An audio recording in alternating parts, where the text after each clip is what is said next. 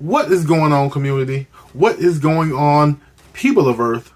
Welcome back to the Flash by Night channel, and welcome back to Transformers Tuesday, where we are going to catch up with Transformers Shattered Glass 2, issue number 1.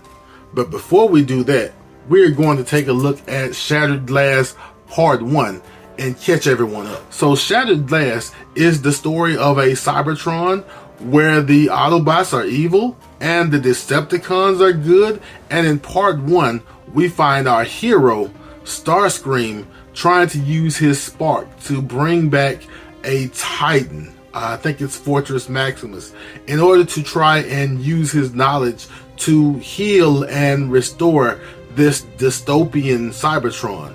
On the other side, you have these 3 territories run by 3 Autobots: Prowl, Orion Pax, and Goldbug, who used to be Bumblebee. In this action-packed and also revelatory story, we do end up with Starscream dying and his spark being stolen by Goldbug in order to activate this Titan for his own ends, for his own power, to try and take over Cybertron. But at the end of issue number 5, we have Ultra Magnus show up unannounced. And let me tell you, going forward, Ultra Magnus is a problem.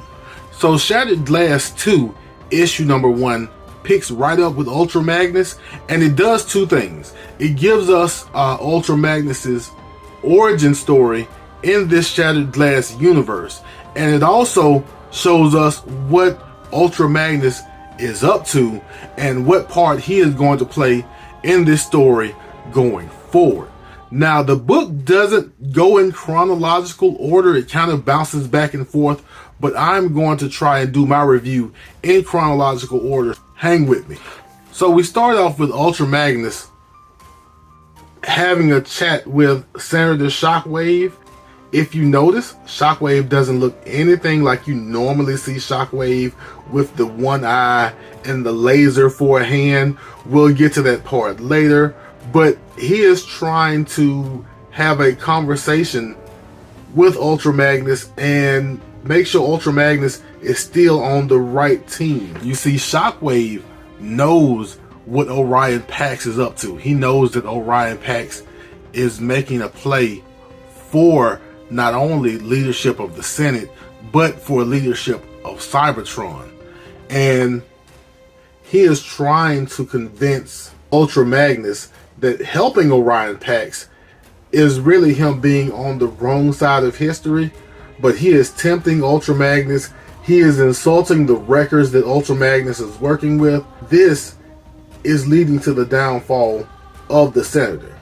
For those that don't know, the Wreckers are these Autobots who do the dirty work that Autobots can't be seen doing. They're kind of the Autobot special forces, if you want to put it that way. But in this story, the Wreckers are these Autobots who are working for Ultra Magnus under the guise of Orion Pax to help with his takeover of Cybertron and his takeover of the Senate. But not everybody is in line with Ultra Magnus, at least not 100%. You have this one Wrecker, Impactor, who wants to start a fight with the Senator already, and Ultra Magnus is not ready for this kind of violence just yet. But if you see the bottom, Ultra Magnus's face is changing, and that's because Ultra Magnus has been hiding his true nature underneath the hologram. Word gets back to Orion Pax about the issues between Ultra Magnus and Senator Shockwave, and you can see the cracks forming between Ultra Magnus and Orion Pax here. So what is the relationship between Orion Pax and Ultra Magnus?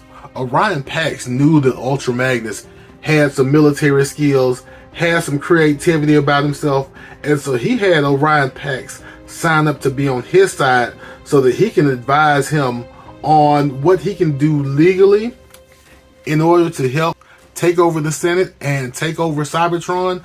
And he also gave him permission to form this group called the Wreckers. And before long, Ultra Magnus loses his patience, and he is going to go in and take the Senate, or at least take the Senate seat from Shockwave in the most violent manner I think I've seen since 1986, when the Decepticons raided the Autobot ship. And as you can see, Senator Shockwave would never be the same again. There is a process called Imperator, which, if you remember back to part 1 of Shattered Glass, Megatron accused Orion Pax of executing. This process basically defaces whatever Transformer is involved and changes his face, changes his figure, so that he cannot be recognizable. And this is when Shockwave gets the face that we all know from the history of Transformers.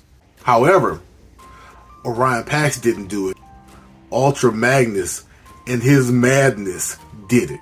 As we fast forward back to present day, Ultra Magnus and Jazz, one of the Wreckers, came to warn Orion Pax that Goldbug does have the spark, does have a way to awaken the Titan, but he has lost Gold City.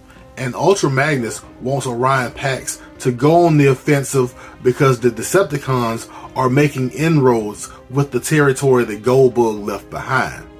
And Jazz does not stand for Orion Pax's hubris and threatens Orion Pax. Orion Pax puts hands on him, and then Ultra Magnus gets everything settled down kind of quickly.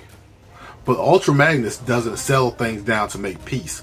Ultra Magnus settles things down so that at the right time, he can strike and he can take over the spot of Orion Pax. They have a good fight here.